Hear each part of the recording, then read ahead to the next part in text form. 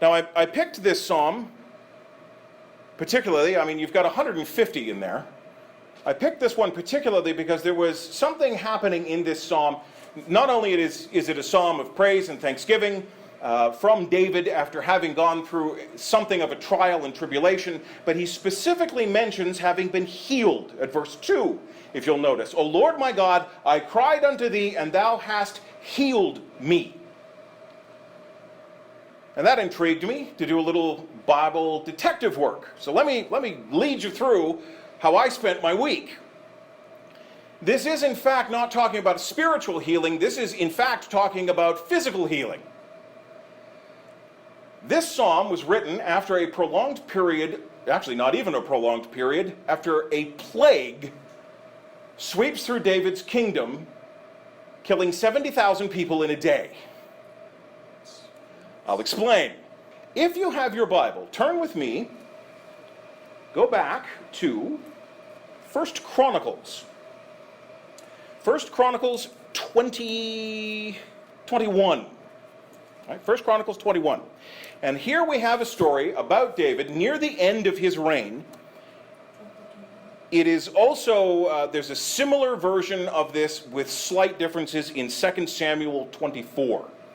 But the chronicler, I think, hits some of the nuances for us better than the writer of 2 Samuel this morning. 1 Chronicles 21.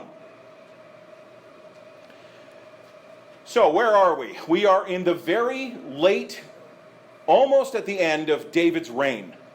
Most of his enemies have been put down. There's still a couple of flare-ups with the Ammonites and the Philistines, but David is now in such a secure position as king of Israel. He has such a vast army under his control that even these are relatively easily put down. Now it's important to note, at this point in history, if you go to the, just make a mental note, at the 2 Samuel version of the story actually ends David's reign. This story is the last. The chronicler adds a little bit more onto the end. But it's important for us to note that at this point in time, the temple hasn't been built. That's how far back in history we are. The first temple, Solomon's temple, that grand, huge edifice that became the envy of the world, it hasn't been built yet. What we have had already, however, is the Davidic covenant. So if you remember, much earlier, they bring the Ark of the Covenant to Jerusalem. This is now going to be David's capital city, and there's singing and dancing, but the Ark of the Covenant still resides in the tabernacle. It's basically in a tent. David builds himself a house out of cedar, very expensive materials as befitting a king, and then he looks at the place where he's dwelling and the place where the Ark of God is dwelling, and he hates the disparity, and if you recall, he says, that's it, I'm going to build God a house. And God says, oh, that's sweet, David, but really, heaven is my throne, the earth is my footstool. What kind of house are you possibly going to build me? And then the Lord, in his infinite cleverness and ability for wordplay, flips the word house. And instead of talking about a physical domestic dwelling, he says, I will instead build you a house, that is, a dynastic house. I will ensure that your lineage, David, continues forever, and more so, out of your lineage will come someday the final king of Israel, the ultimate king of Israel, he who will be prophet, priest, and king, who will reign forever and ever, Messiah, David. I will build out of your house, out of your familial house. But the physical temple hasn't been built yet. Now remember also that in the end of that Davidic covenant, the Lord acquiesces somewhat and says, David, you won't build me a physical house, but a physical house will be built for me by your descendants. And the job, the task of building that will of course fall to David's son Solomon, who is, even as we read this, waiting in the wings to take over for his father. So, a lot of background. This is just to say, the temple's not built yet. David is now an old man. He's very secure in his reign, and the kingdom is relatively safe. And one of the things that keeps it safe is the strong arm and huge numerical superiority of its army. So in chapter 21, as he is sometimes wont to do, David gives in to hubris and pride. You might also have this heading, I have it in my Bible, chapter 21, the census punished by pestilence. So let me give you the Cole's Notes version of what happens in chapter 21. Actually, I'll start to read it, and then I'll summarize for you. So in chapter 21, we have these words, chapter 21, starting at the first verse. And Satan stood up against Israel and provoked David to number Israel.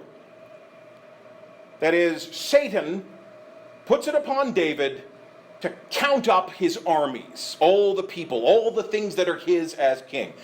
Very interestingly enough, if you're reading the 2 Samuel version of this story, it is God. Actually, it is the Lord's anger, to be very specific. The Lord is angry at David, and in his anger spurs David. All of this is to say is that it is Satan, but despite all his power and abilities, and let us never forget that the devil is the Lord's devil. He doesn't do anything outside the sovereignty of Almighty God. And under God's direct sovereignty, because the Lord has become angry with David, he stands up to the king, and by the trickle-down structure of kingship against all of Israel. So, it's provoked against David. Satan comes before David. What is David doing? He's numbering Israel. He's taking a census. He's secure. He's powerful. He feels good. There's nothing threatening him. It's all sunshine. It's all blue skies. And in his hubris and pride, he wants to count everything that is under him. How many people do I have under me? More specifically, how big is my army? Verse 2. David said to Joab, which is one of his right-hand men, and to the rulers of the people, go number Israel from Beersheba even to Dan, from the north to the south. Number the whole territory. And bring the number of them to me that I may know it. Now, fortunately, Joab has got some sense in him, and at verse 3 says, he answered, the Lord make his people 100 times many more than they be, but my lord the king, are they not all my lord's servants? Why then doth my Lord require this thing? Why will there be cause of a trespass to Israel? Joab is able to see the impetus behind this census. There were times when censuses needed to be taken. In fact, there are guidelines and rules for them in Leviticus about when you have to take a census and when not to, and why not to. And Joab correctly identifies this is not the right time, nor are these the right reasons to take a census, because David just wants to know how big his army is so he feels good about himself. He just wants to reaffirm his kingship, which is why Joab says, listen, they're already your servants, you know, you don't need to belabor the fact. Nevertheless, the king says go, and the servants go. And so through the rest of this chapter, Joab leads a census, begrudgingly, and he counts all the people.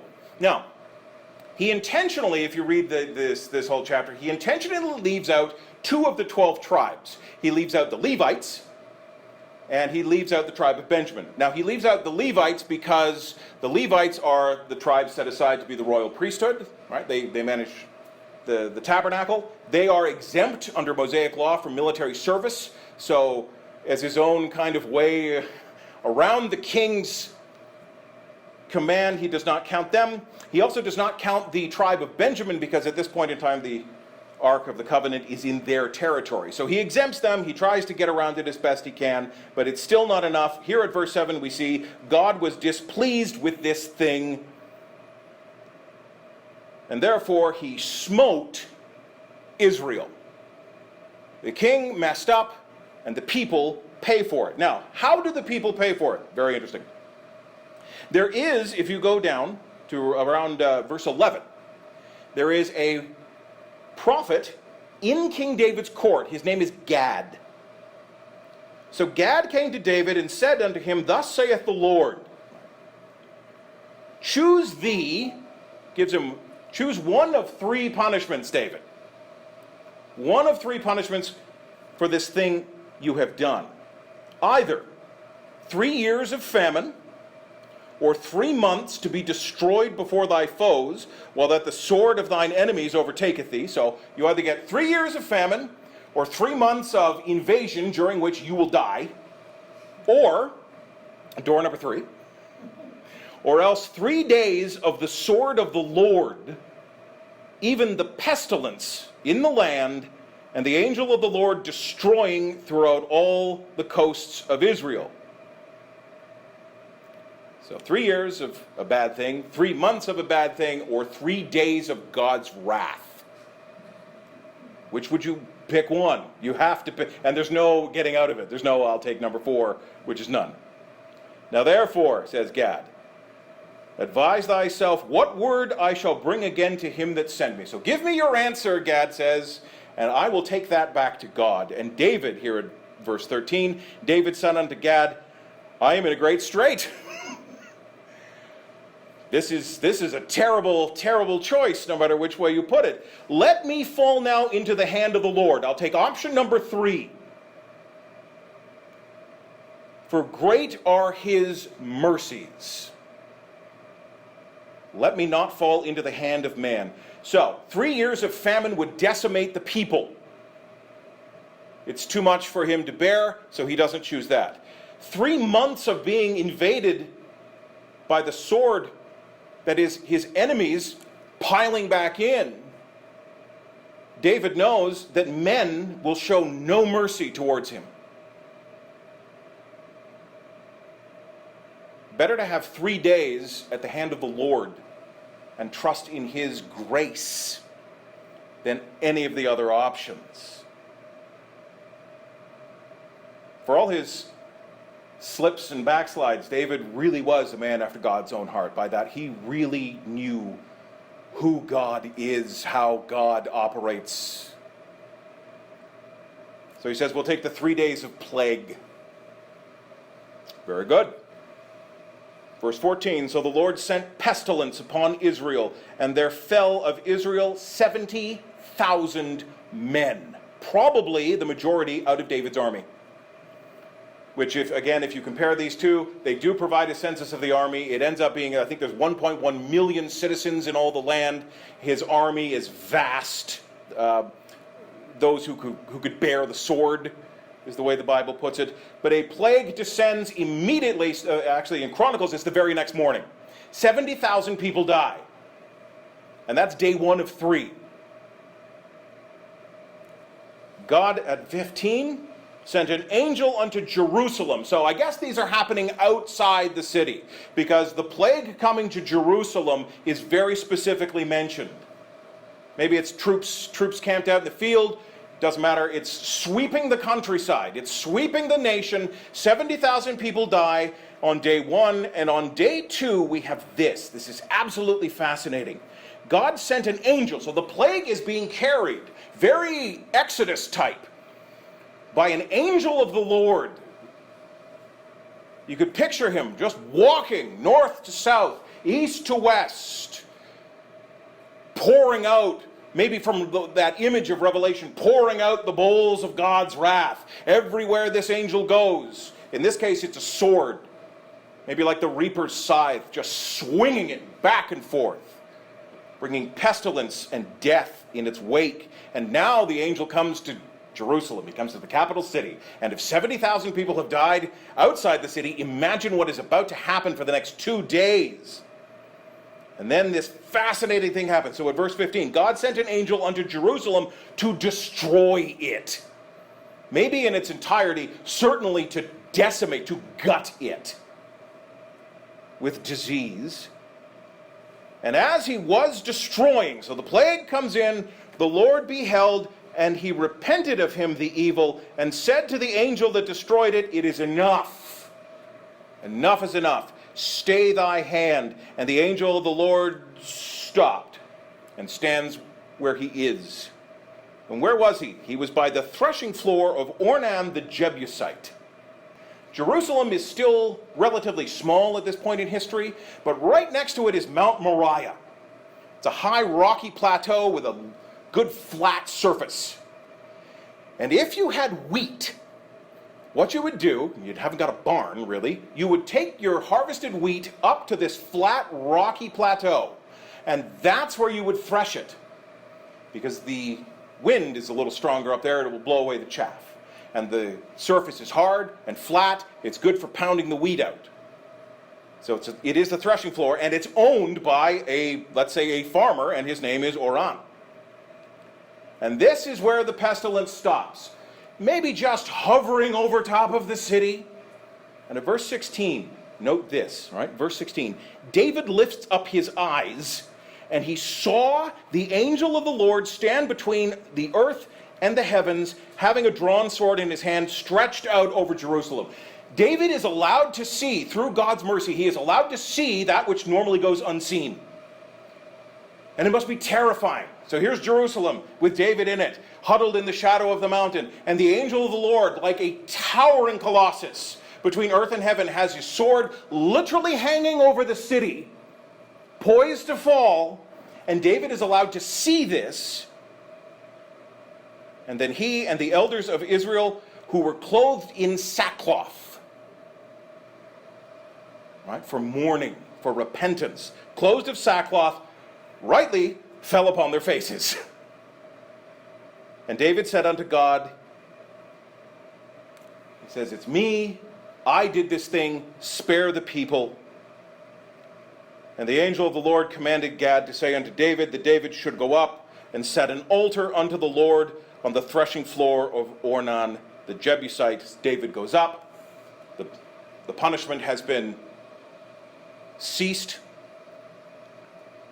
David knows exactly who it was, who stayed his mighty hand, to whom the thanks and praise go. So he goes up to this spot where the angel stopped, this flat plateau, this threshing floor.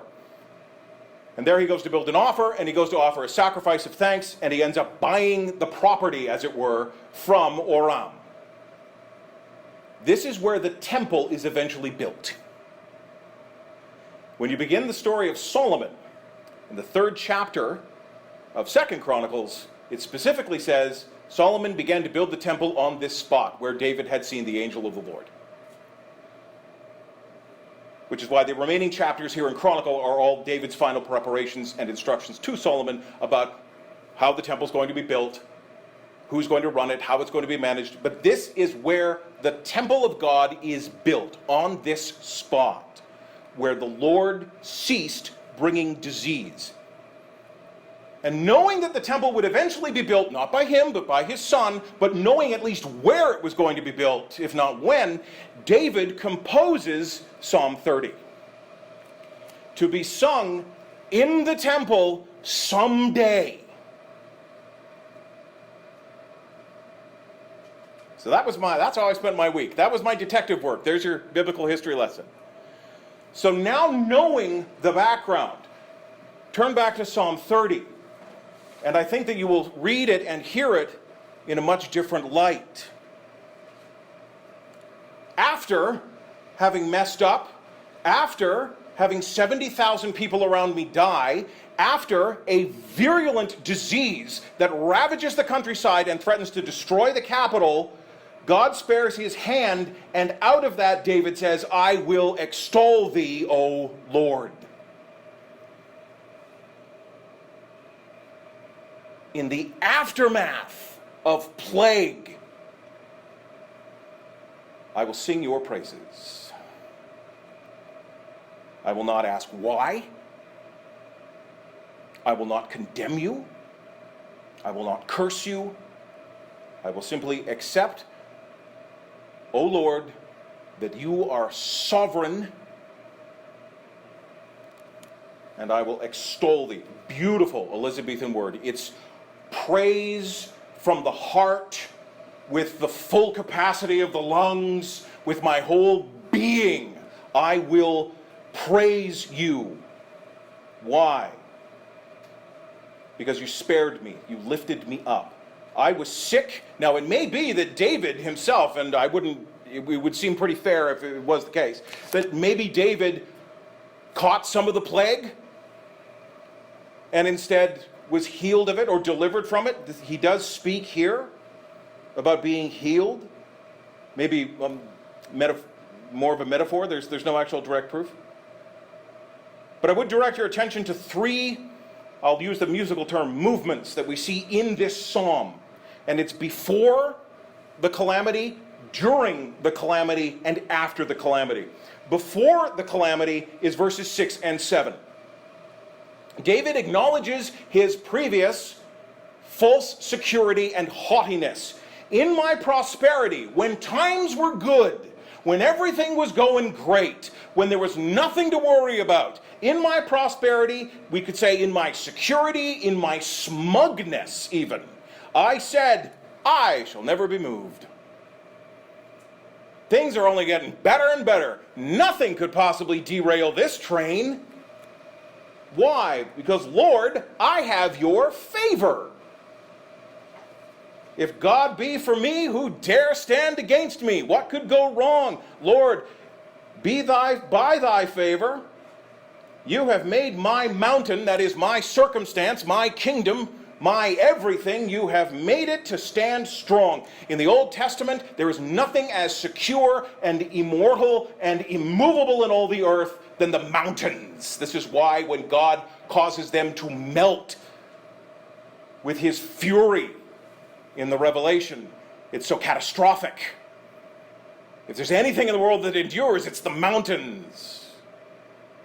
So David compares his lot in life, his circumstances, to the mountains. And then all of a sudden, in the middle of verse 7, the punishment hits. Thou didst hide thy face. All of a sudden, the rug is yanked out from underneath everything he's ever known.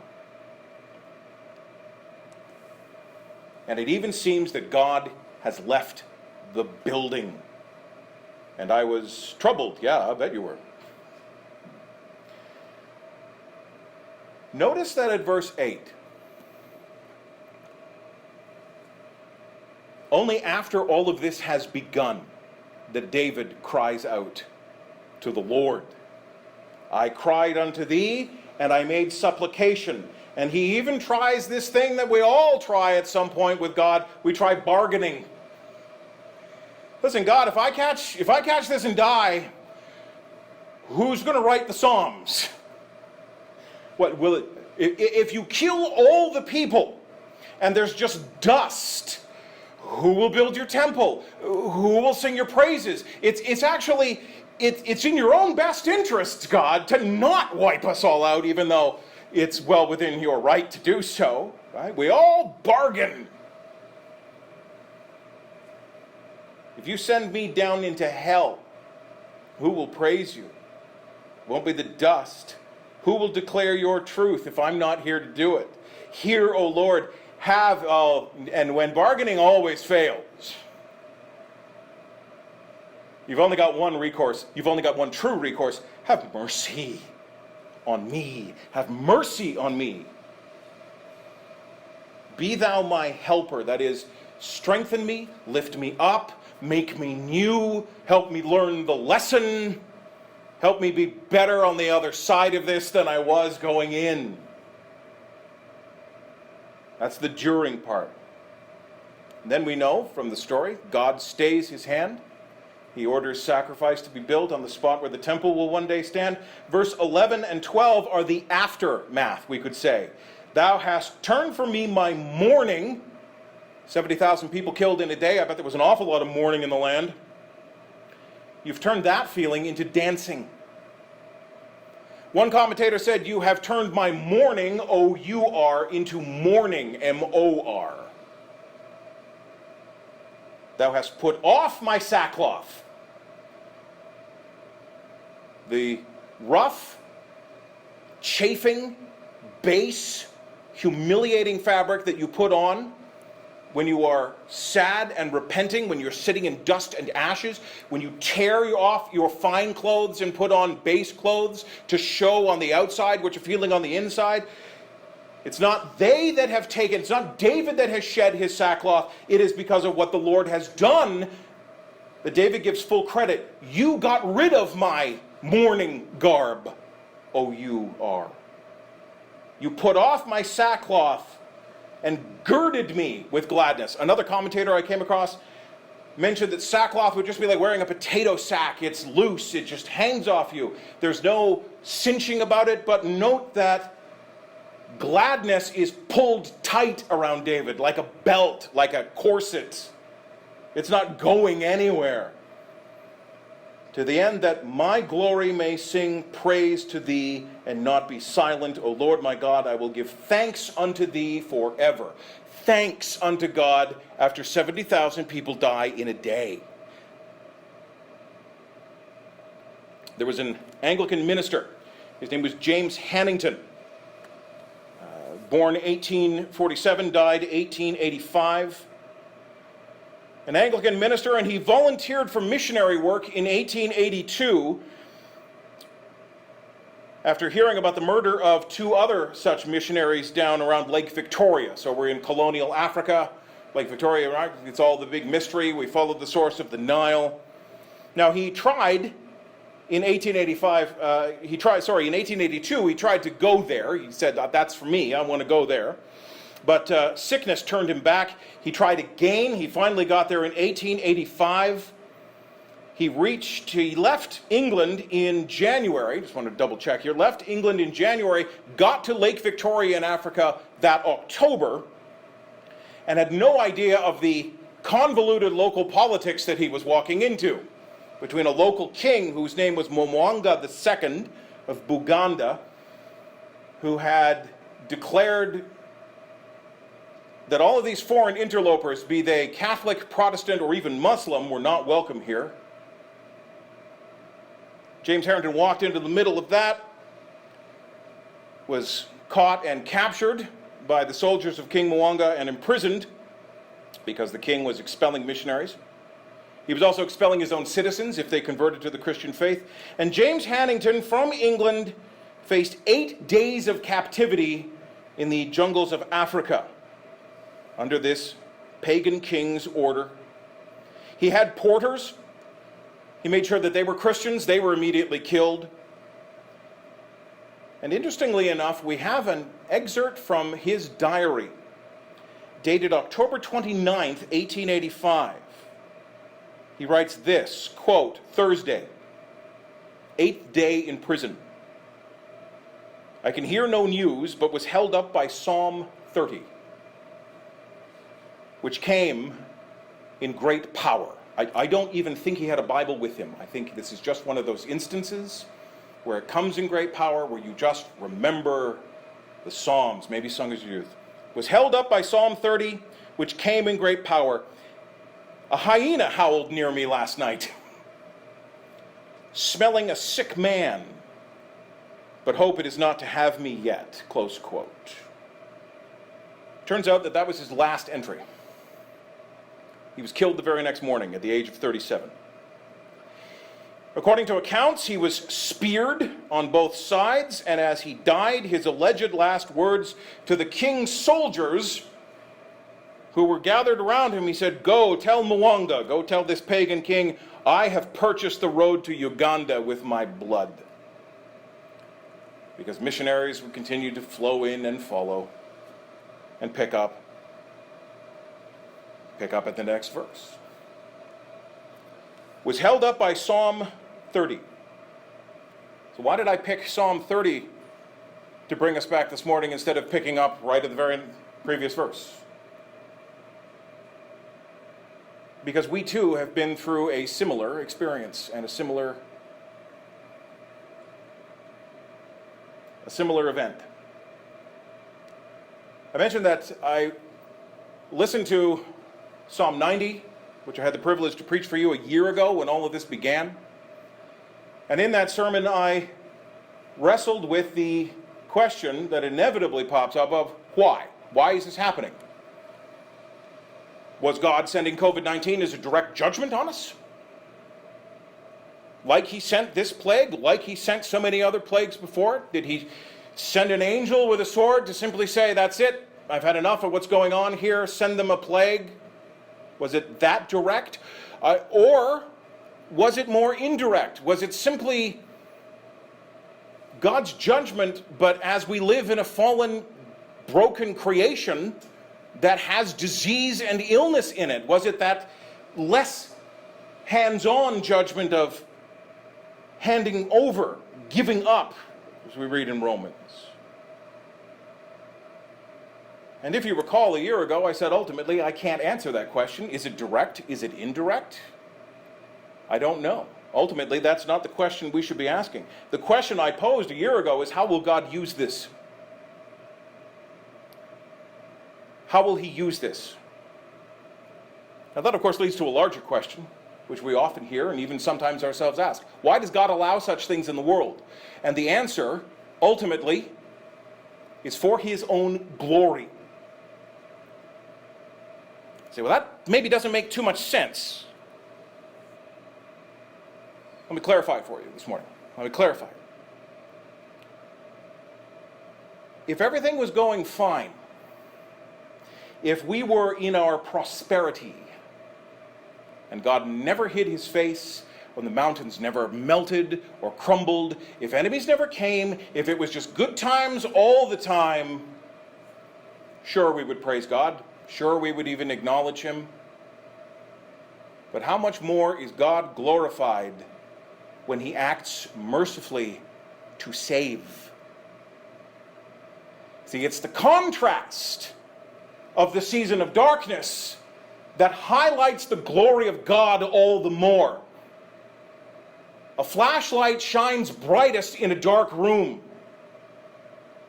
The light of the gospel shines brighter in times of trial. And a year ago I said, I don't know why this is happening to us, and not just us, but to people all around the world, to every land and nation. I don't know why, but I do know how God will use it. Ultimately, this event will be for God's own glory. And even a year ago, I started to see it. I started to see people who would never give the Lord a second thought, who didn't even own a Bible. All of a sudden, out of the blue, they reached out to me, Braden, how can I get a Bible?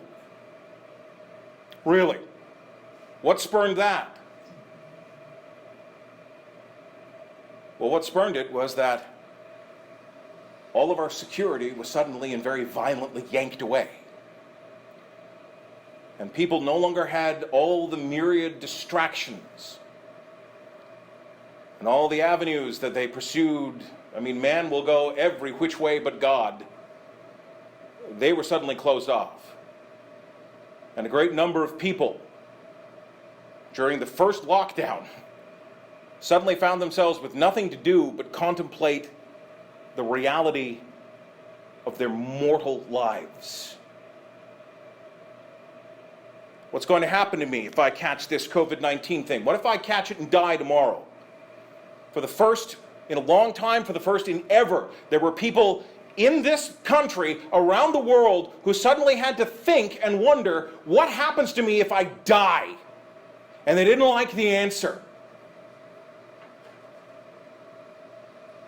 And so some of them were forced, compelled, to use that New Testament word, were compelled to evaluate their lives. And upon those whom the Spirit of God was working, they acknowledged the utter wantonness of their position. God used COVID to bring people to him. That's in which he finds his glory. How much more do we appreciate this morning the simple fact of being able to come and sit in a one-room church?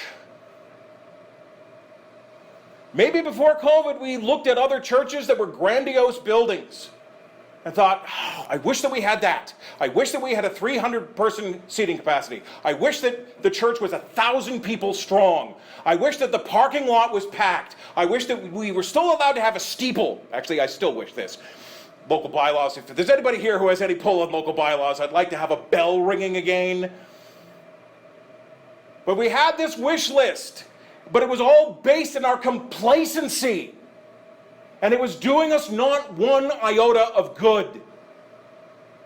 So God, I believe from my heart, for his own glory, locked us out for 16 months. So that when we came back in, we would better appreciate it.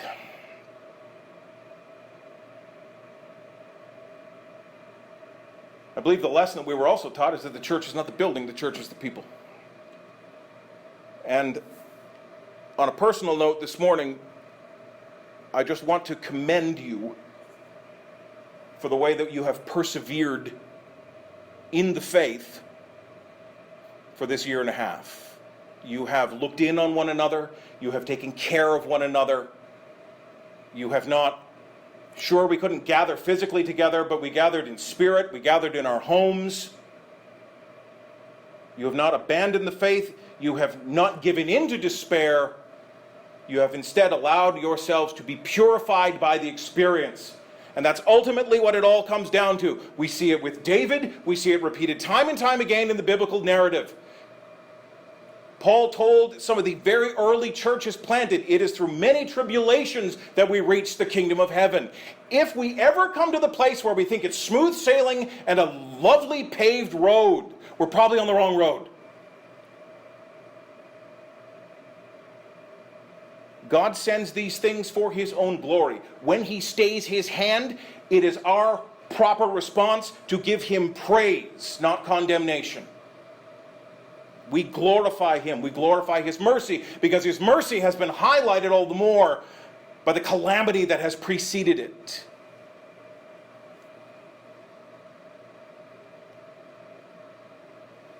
Are we not even more thankful for our family and friends now that we're slowly able to go and see them again? This coming Christmas, will there be any one of us who goes, oh, I got to go see the in-laws?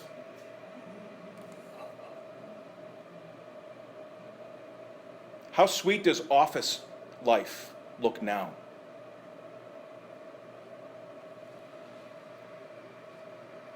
Are we not more encouraged now to share Christ than we were before, when we were in comfort? We've got yet another chapter on our story to tell.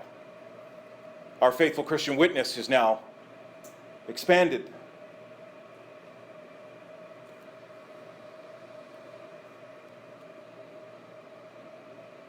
John Herwin, conclude with this.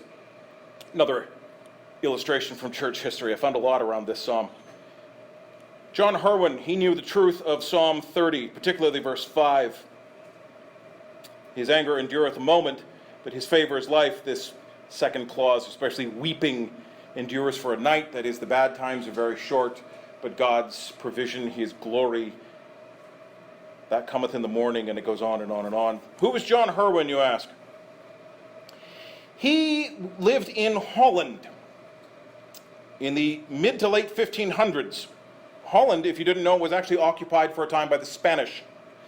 This is 1567 to 1573, and the Spaniards, the Spanish government put in charge of Holland a particularly brutal man. He was the Duke of Alva, and his name was Fernando Alvarez de Toledo.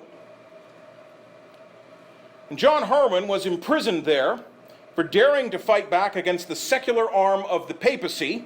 Of course, the Spanish are Catholics, and there are a lot of Protestants in the Netherlands at this point. He also stood up against the power of the Spanish Inquisition, which is a very quick road to prison. He actually partook in some military maneuvers as well. They cut dikes, they flooded fields, they tried to stop the Spanish from even coming into the country because they knew that under papacy, under Roman Catholicism, that he and so many others would lose their right to worship God without the interference of a priest or the Pope. He was a man of passion and faith. He was filled with the Holy Spirit. He was dedicated to the Lord. And one chronicler says of him that in, quote, in prison he was wont to recreate, that means he spent his free time, by singing the Psalms. And the people used to flock together to the prison door to hear him. Close quote. And this, of course, upset the Spanish, the jail keepers, and their councils. And so they ordered him to stop singing. He refused, and so they put him up for execution. Now, at the place of his execution, he held up his head, and he began to sing. He began to sing what would end up being his final song. And there was a friar there, probably willing to take his last minute, I recant of my Protestantism. Well, the singing just infuriated the friar all the more. They tried to stop him, but the crowd that had gathered joined in the song, and 2 lifted up their voices. And what was he singing? Psalm 30. Hear, Lord, have mercy. Help me, Lord. Thou hast turned my sadness to dancing. Yea, my sackcloth loosed and girded me with gladness, that sing thy praise. My glory may never silent be. O Lord, my God, forevermore I will give thanks to thee. That's what he was singing. And then he said to the people, quote, I am now going to be sacrificed. Follow you me when God of his goodness shall call you to it, close quote. And with those final words, they strangled him. And that wasn't enough to kill him, so they burnt him to ashes. Here was a man whose weeping endured truly for a night, but whose glory in the morning went on into eternity. And an example for each and every one of us. Yes, there are difficult times. There are times of trial and tribulation. There are times even when the church doesn't resemble what we think it's supposed to. But it in no way, shape, or form breaks the church. The gates of hell cannot prevail against the church. And no disease that sweeps the land can take us out of Christ's steadfast grip. And so once you eliminate all of those fears, all we're left with is just praise and glory when God brings us through on the other side.